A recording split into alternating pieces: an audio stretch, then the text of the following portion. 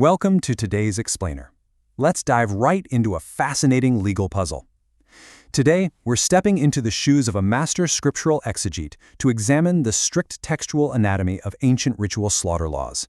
We're not just reading a text today, we're meticulously dissecting it to understand the exact physical anatomy of a divine command. The ancient sages didn't take a single word for granted, and, well, neither will we. Here is our agenda for today. First, the question of the neck. Then, 3 etymological derivations, followed by logical stress tests and blood of the soul.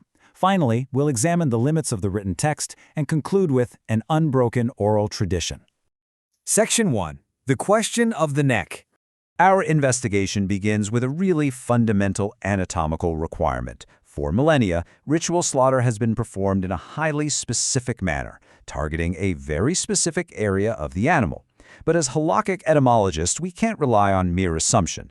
We need definitive proof. So what is the actual biblical source dictating that ritual slaughter must be performed from the neck? We know what they do in practice, but if the text is the ultimate guide, where exactly is the written blueprint that dictates this specific anatomical location?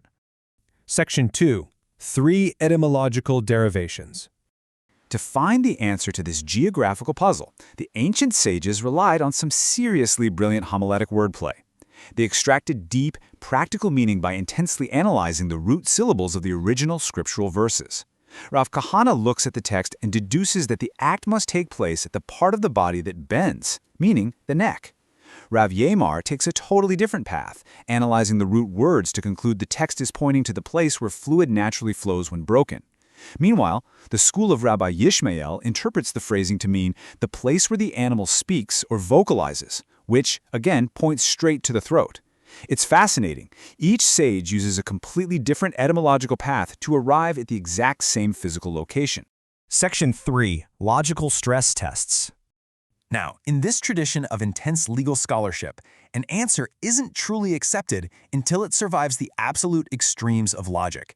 We can't just take these derivations at face value. We have to aggressively challenge them through reductio ad absurdum.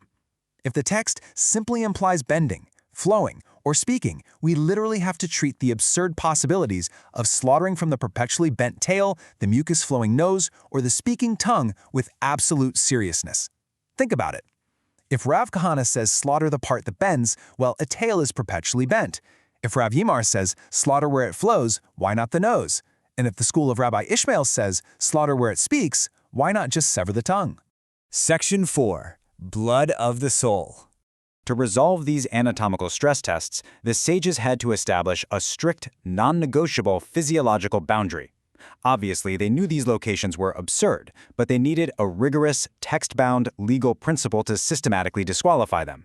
The tail, the nose, and the tongue are logically disqualified because cutting them fails to release the blood of the soul. This is the essential lifeblood that must be spilled during a valid ritual slaughter. The text requires a functional result, not just a symbolic cut. Slitting a tail doesn't unleash this lifeblood.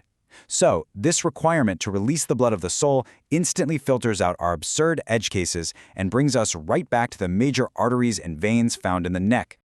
But the scrutiny absolutely doesn't stop there. What if someone tries to game the system?